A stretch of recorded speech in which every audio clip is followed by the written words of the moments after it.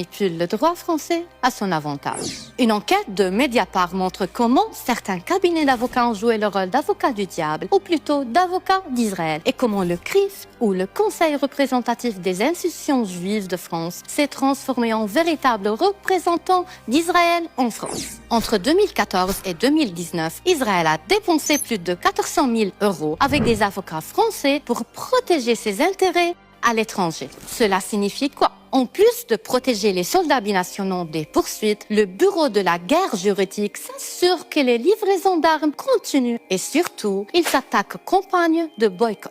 Tout commence avec l'affaire Baldassi.